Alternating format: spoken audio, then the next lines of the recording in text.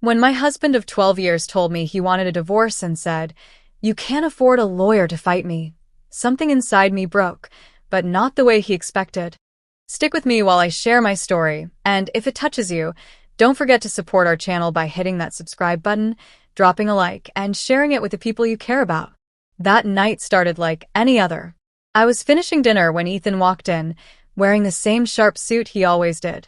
But there was something different. His eyes were colder, his tone distant. He didn't even sit down. He just stood there, holding a manila envelope, and said flatly, "Jessica, I want a divorce." For a moment, I couldn't breathe. I stared at him, waiting for a sign that it was a cruel joke, but his face stayed hard. He dropped the envelope on the counter like it meant nothing. My hands trembled as I opened it. Divorce papers, already signed on his end. He didn't even look sorry. "I'll be taking the house," he added casually. "It's under my name anyway. You'll get some money to start over. Don't bother getting a lawyer. You can't afford one, and it won't change anything." The way he said it broke something inside me. Not my heart, that had already started cracking months ago, but something deeper. It was disbelief mixed with humiliation. I had supported him for years, stood by him when he started his real estate firm, and managed our bills when money was tight. I believed we were a team. Clearly, I was wrong. I tried to ask why, but he cut me off. "Don't make this harder, Jess. You'll be fine." Then he turned and walked upstairs, like it was just another night. A few minutes later, I heard him on the phone laughing. A woman's voice echoed faintly in the background. I went to our bedroom later, hoping to talk, but he was packing a suitcase. "I'll stay somewhere else until things are finalized," he said without looking at me. "I've already spoken to a realtor about listing the property." It felt like my world was collapsing around me. Every photo on the walls, every memory in that house, now felt poisoned. I sat on the edge of the bed after he left, trying to understand how 12 years of marriage could end with a single sentence. That night, I couldn't sleep. I walked through every room in silence, touching the furniture we picked together, the curtains I sewed by hand, the kitchen table where we'd shared countless meals. It didn't feel like my home anymore. It felt like evidence of a lie. I didn't cry right away. I just sat there, numb. But deep down, under all the pain, something began to stir. A quiet, steady voice that said, "He doesn't get to decide how this ends." I didn't know how, but After that night, things between Ethan and me changed completely. It was like I was living with a stranger.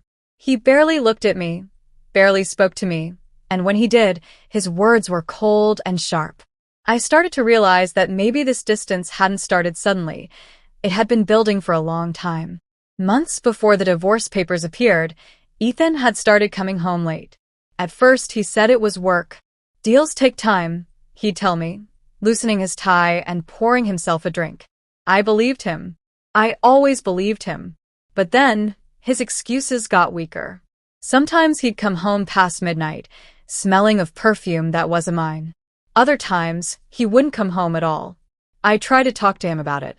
I asked if everything was okay, if work was stressing him out. He laughed and told me I was being dramatic. "Not everything is about you, Jess," he said one night, rolling his eyes. The way he said it stung more than I expected. Soon after, he started making comments about my job. I'd been an accountant for years, steady and reliable.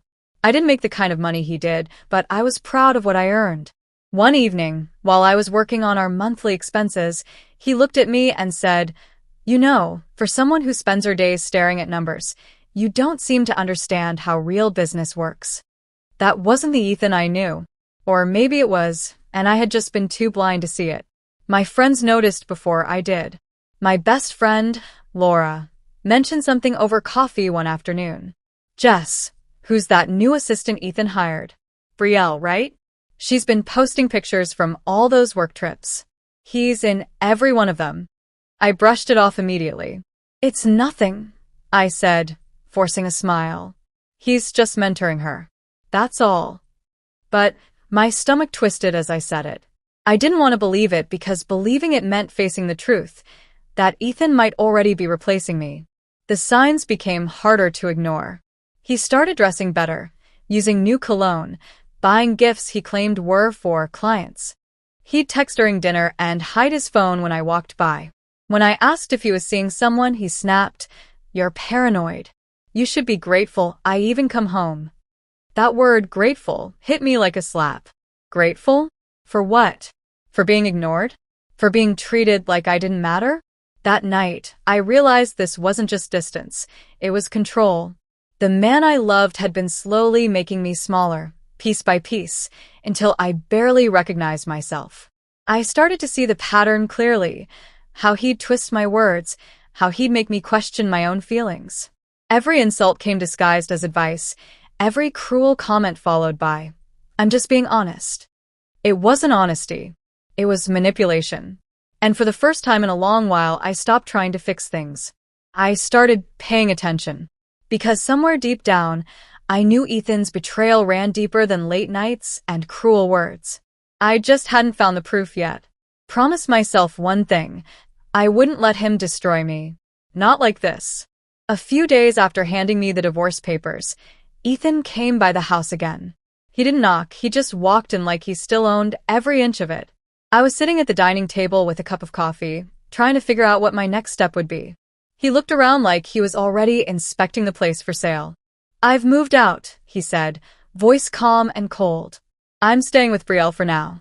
It just makes sense." The words hit me hard, even though I had already suspected it.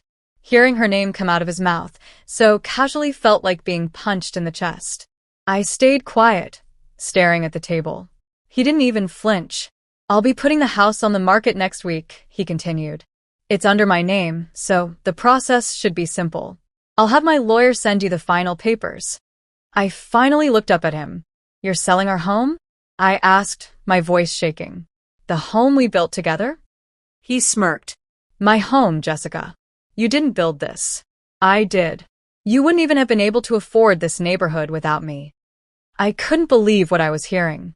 All those nights, I stayed up helping him balance his books. The early years when we scraped by to make mortgage payments, none of it mattered to him. He looked at me like I was a burden he was finally free of. Then came the part that burned the most. "You really don't have to make this harder than it needs to be," he said. "You can't afford a lawyer and you don't want to drag this out. Just sign the papers and walk away with some dignity. I'll make sure you get something to start over with. Maybe enough for an apartment." It wasn't just cruel, it was humiliating. The man who once promised to protect and love me was now mocking me for not earning as much as he did. I felt small and powerless, like he wanted me to. He turned to leave, pausing only to say, "Brielle and I will handle the sale details. I'll send movers for your things when it's time." I sat there after he left, my hands shaking around the coffee cup. I had never felt so worthless. He had everything planned: the lawyer, the sale, even his new life with her. He'd been preparing for months, while I was still trying to fix what I thought was a broken marriage. But as I sat there, something inside me shifted. Yes, I was hurt, but I wasn't stupid. I had managed our finances for years. I knew every transaction, every investment, every account he tried to hide behind his business. He thought I'd be too weak to fight, too broke to stand up for myself. What he didn't realize was that I'd spent my life understanding numbers, patterns, and details. I knew where his money came from, and maybe, just maybe, where it was quietly disappearing. Ethan had taken everything from me emotionally, but he had underestimated me. After Ethan left, the house felt empty, but strangely calm. I stopped crying. I stopped begging myself to understand him. Instead, I focused on what I could control. I knew if I didn't act smart, I'd lose everything. A few days later, I decided to start organizing the financial paperwork for the divorce. I wanted to know exactly what I was dealing with. I opened the cabinet in his home office, a place he'd told me never to touch. It was filled with folders, contracts, and receipts from his company, Miller Urban Development. I had handled some of his paperwork years ago, so I knew his filing system well enough to find what I needed. At first, everything looked normal: tax forms, property deals, business expenses. But as I flipped through the pages, I noticed something odd. Several invoices had different company names I didn't recognize. The amounts were large and frequent, but they didn't match any of his usual projects. My curiosity grew stronger. I started digging deeper. I turned on his old desktop computer, the one he never let me use. To my surprise, it wasn't password protected. Inside, there were spreadsheets labeled private accounts. The numbers didn't add up. Money was being moved in and out of accounts that weren't listed in any of the company books. I saw transfers to offshore banks and shell companies under random names. My heart started racing. This wasn't just business accounting, it was something illegal. The realization hit me hard. Ethan wasn't just cruel and arrogant. He was committing fraud. For a moment, I sat frozen. The man who told me I couldn't afford to fight him was hiding money all over the place. He had underestimated me, thinking I wouldn't notice or even look. But this was my field. Numbers told me everything I needed to know. I took a deep breath and grabbed my laptop. I started copying the files carefully, emails, spreadsheets, contracts, everything that showed a pattern. I moved them to a flash drive and hid it inside a box of old family photos in the attic. My hands were shaking, but I knew this might be the only way to protect myself. As I continued, I found one document that made my stomach twist. It was a payment made to an agent overseas, marked confidential transaction. The amount was enough to buy another house. I didn't know what he was buying, but I knew he didn't want anyone finding out. By the time I was done, it was past midnight. I sat there, staring at the computer screen, realizing how deep his lies went. He wasn't just trying to leave me, he was trying to erase me from everything, financially and emotionally. But now I had something he didn't expect. Proof. Real, solid proof that could destroy his career if used correctly. I turned off the computer, locked the office door, and went to bed with one thought running through my mind. Ethan thought he was untouchable. But soon, he was going to learn that I wasn't the helpless woman he believed I was. Completely. And that would soon become his biggest mistake. The next morning, I woke up feeling different. The sadness was still there, but it no longer controlled me. I knew what I had to do. I wasn't going to let Ethan destroy me quietly. If he wanted a fight, he was going to get one, but not the kind he expected. I started by going through my old contacts, searching for someone I could trust.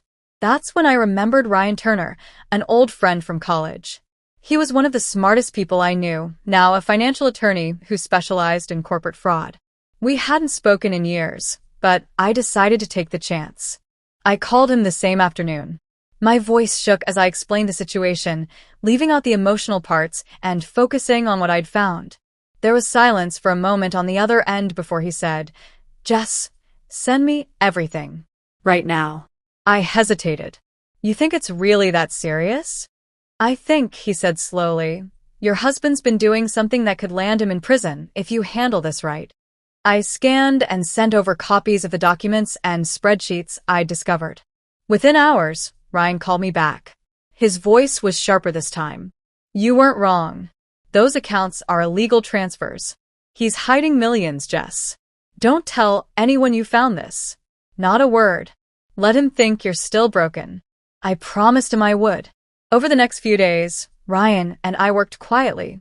He guided me on what to do, what to keep, what to back up, and how to act around Ethan. He offered to represent me for free, saying, "This isn't about money. It's about justice." That meant everything to me. For the first time in weeks, I felt like I wasn't alone. When Ethan came back to the house to finalize some documents, I did exactly what Ryan told me to do. I played the part. I smiled weakly, nodded at everything he said, and pretended to accept defeat. "You were right," I told him softly. "I can't fight this. I just want peace." He smirked, clearly enjoying his victory. "Good choice," he said. "You're being smart for once."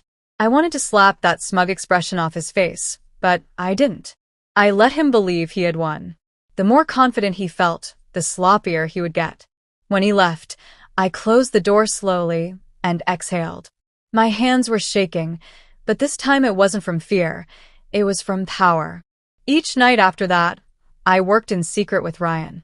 We built our case carefully, collecting more proof from Ethan's accounts, business partners, and past transactions. I learned to mask my emotions completely when Ethan called or texted. I kept my tone calm, polite, even kind. He thought I was weak, defeated, and ready to walk away quietly. But underneath that act, I was building something strong, a plan that would take everything he valued away from him. He had told me once that I couldn't afford a lawyer. He was right, I couldn't. But I didn't need money. I had truth, patience, and a powerful ally. And soon, Ethan would realize that the woman he tried to break was the one who was going to bring him down.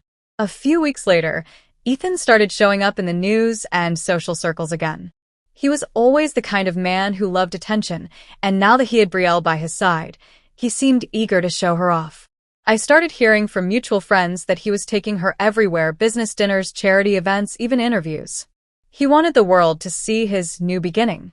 The hardest part came when I got an invitation to the annual charity gala I used to organize. It had always been one of my proudest accomplishments, a fundraiser for families in need that Ethan and I used to host together. I almost didn't go that year. The thought of seeing him with her made my stomach turn. But then I realized something. I had spent too long hiding while he paraded around like he'd already won. I wasn't going to give him that satisfaction. So I went. I wore a simple black dress, nothing too flashy, but enough to make me feel strong again. When I walked into the ballroom, I could feel the stares immediately. Whispers followed me wherever I went. People weren't subtle. They glanced at me, then at Ethan, standing near the stage with Brielle on his arm. She looked exactly how I expected. Young, polished, trying too hard to fit into a world she didn't understand yet. Ethan looked proud, like he was showing off a new trophy. When his eyes met mine, there was a flicker of surprise, then amusement. He leaned down and whispered something to Brielle, and they both laughed. I didn't react. I refused to give them that power. As the night went on, I kept my composure. I smiled, greeted people, and made small talk. I didn't bring up the divorce or his betrayal. I wanted to show them all that I was fine, that he hadn't broken me. Later that evening, as I was stepping out to get some air, Brielle found me near the terrace. Her tone was smug, her smile too sweet to be genuine. "You're brave for coming here," she said. "I don't think I could show my face if I were in your position." I looked at her calmly. "And what position is that?" She tilted her head. The ex-wife who didn't know her husband was done with her until it was too late. She chuckled softly and added, "You should have known your place." For a moment, I almost let her words sting. But instead, I smiled, a calm, steady smile that seemed to confuse her. "Oh," I said quietly, "I do now." She blinked, unsure what I meant. I walked away without another word. That one sentence was all I needed to say. As I left the event that night, I didn't feel humiliated anymore. I felt powerful. Every whisper, every fake smile, every cruel glance only reminded me of what I was about to do. They saw a woman who'd been replaced. What they didn't know was that I was already building the storm that would take Ethan and everything he valued down to the ground.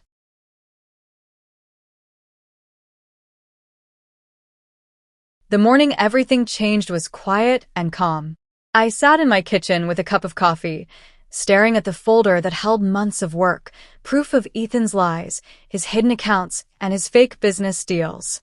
Ryan had gone over every detail twice. It was airtight. Everything was ready. That day, we filed 2 sets of documents. The first went to the state attorney's office, evidence of Ethan's financial crimes. The second was my divorce filing, complete with full disclosure of his hidden assets and records of his affair with Brielle. I felt a mix of fear and relief as I handed them over. It was finally out of my hands. Ryan looked at me as we left the office. "Once this hits him, Jess, he's going to panic. Don't respond to anything he says. Just let the law do the work." I nodded, though my stomach was tight with nerves. I had spent so long pretending to be defeated that part of me almost believed it. But now, everything was different. I wasn't the quiet, scared wife anymore. I was ready to fight. That afternoon, Ethan was having lunch with a group of investors at a downtown restaurant. I knew because he still used the joint business account to pay for those fancy meals. Ryan told me later what happened. One of the servers delivered an envelope to his table, marked with my lawyer's seal. He opened it casually at first, probably expecting routine paperwork. But as his eyes scanned the pages, his whole face changed.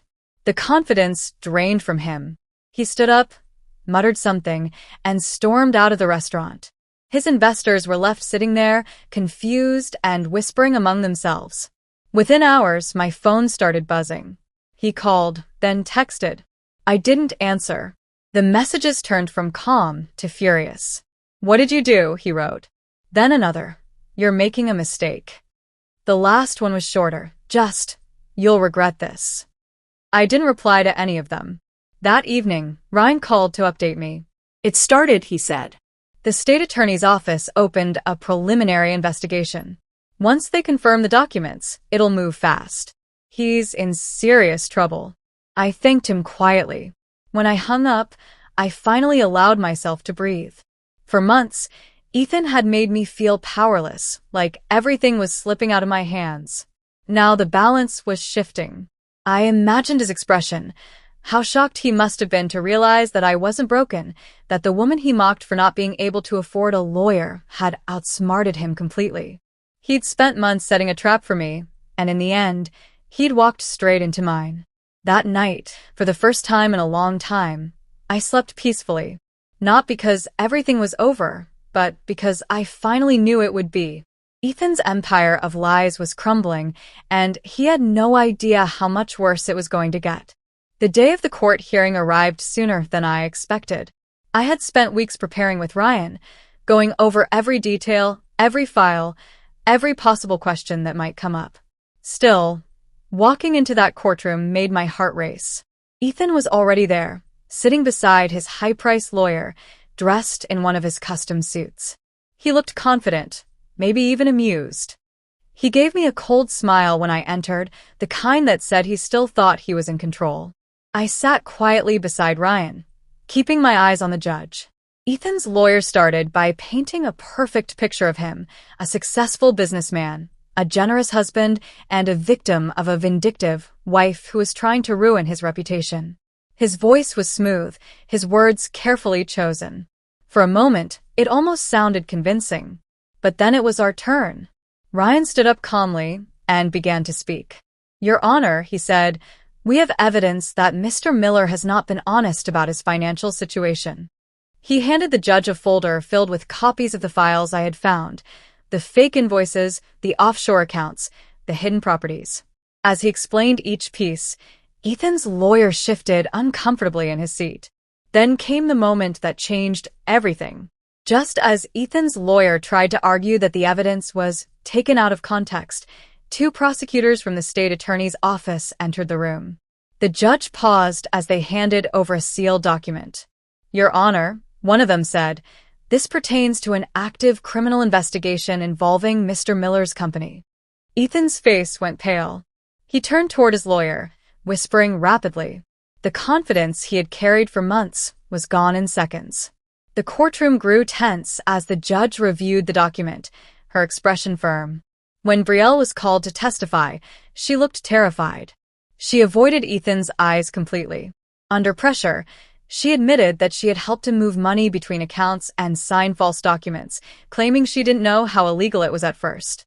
Her voice shook as she said, "He told me it was just temporary, that everyone did it." Ethan's lawyer tried to stop her, but it was too late. Every word, she said, dug his hole deeper. By the time it was over, there was nothing left for him to say.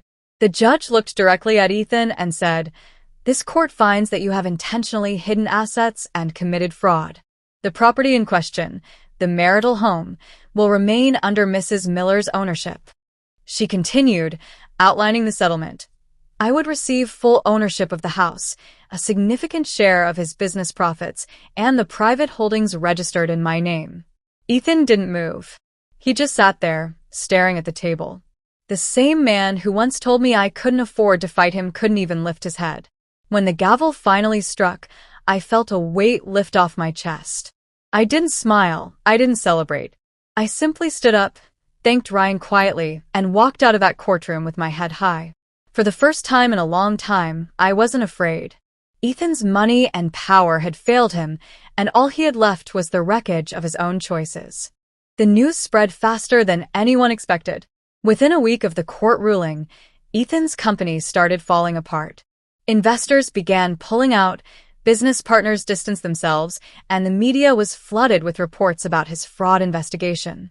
The man who once bragged about being untouchable was suddenly at the center of a scandal that everyone wanted to talk about. His face appeared on every news channel, but not as a respected businessman anymore. Reporters described him as a fraudster, a manipulator, and a liar. His offices were raided by authorities, and his accounts were frozen. Every luxury he had once flaunted, his cars, his private memberships, his lavish trips, was gone within days. His empire had been built on lies, and now it was crumbling piece by piece. Jessica watched it all unfold quietly. She didn't celebrate or gloat. She had already moved beyond him emotionally. Still, there was a quiet satisfaction in seeing justice finally catch up to him. For years, he had made her feel small, powerless, and dependent. Now, it was clear who had truly been in control all along. When the court's final orders were carried out, Jessica moved back into the house Ethan had tried to take from her. The place that had once felt heavy with memories of his cruelty now became her sanctuary. She redecorated it completely, new colors, new furniture, new light. Every room she changed felt like reclaiming a part of herself that he had tried to erase. The home that once symbolized her pain became her sign of freedom and strength. Neighbors who used to whisper out of pity now greeted her with respect. Her friends came by more often, helping her paint and laugh again. For the first time in years, she could breathe without fear of being judged or controlled. Meanwhile, Ethan's downfall continued. His closest associates turned on him to save themselves. Several of them testified against him in exchange for lighter penalties. With each revelation, his situation worsened. Eventually, the authorities pressed criminal charges for fraud, tax evasion, and embezzlement. The day he was arrested, Jessica received a call from an unknown number. She didn't have to answer to know who it was. Still, she looked at the screen for a moment. It was Ethan calling from jail. Her phone rang for a few seconds, but she didn't pick up. There was nothing left to say. The man who once spoke to her with arrogance and cruelty was now desperate for a voice from the outside world, and she had no reason to give him one. She pressed decline, set the phone down, and continued arranging flowers on her kitchen table. The sunlight poured through the windows, warm and peaceful. She smiled softly to herself, realizing she no longer felt anger or bitterness. What she felt was peace. Pure, quiet peace. Ethan's empire was gone, but she had rebuilt herself stronger than ever. And that, she knew, was the real victory. Months passed, and life slowly began to take a new shape for Jessica. The chaos had ended, leaving behind silence and space to rebuild. But Jessica wasn't the same woman who once cried over broken promises and betrayal. She had learned the strength that comes from survival, the courage born from standing up for yourself when no one expects you to. Instead of returning to her old accounting job, Jessica decided to start something new, something meaningful. She opened a small financial consulting firm, focused on helping women who had gone through similar experiences, financial manipulation, dependence, or abuse. Her goal was simple, to help them understand money, build independence, and never be trapped again. At first, she worked out of her home office. Her first client was a young mother who had been left penniless by her ex-husband. Then came another and another. Word spread quickly through quiet recommendations. Within 6 months, her firm had grown into a proper office downtown, filled with women who believed in what she was doing. Jessica didn't share her full story often. She didn't need to. Her calm confidence and steady voice were enough to inspire trust. Every time she saw a client walk out of her office standing taller, she felt something heal inside her too. She was turning her pain into purpose, and that made every struggle worth it. Ryan, her old friend, and the lawyer who helped her through everything, visited often to check in. He teased her about how fast her business was growing, calling her the woman who beat a millionaire and became one herself. Jessica laughed, but she never let success change her. She stayed humble, remembering the nights she sat alone with nothing but fear and a folder of documents that would one day save her. Her home, the same house Ethan tried to steal, was now full of warmth and light. She decorated it with art that represented freedom, soft blues, golden tones, and open spaces. Every detail reminded her that she had survived something meant to destroy her. One quiet evening, after finishing some paperwork, Jessica poured herself a glass of wine and stood by the window. The city lights reflected softly through the glass as she looked around her living room, the same space where her husband once told her she would never win. She smiled faintly and whispered to herself, "You said I couldn't afford to fight. Turns out I couldn't afford not to." It wasn't said with anger, just calm certainty. Her revenge had never been about destroying Ethan. It had been about reclaiming herself. She didn't need the world to know her story to feel powerful. The fact that she had survived, rebuilt, and risen on her own was enough. As she turned off the lights and walked toward her room, she felt peace settle around her like a soft blanket. The past was behind her. The future was hers to shape. And Jessica Miller, once underestimated, once broken, had finally risen, not as someone's wife, but as a woman who had learned her worth and built her freedom from the ground up.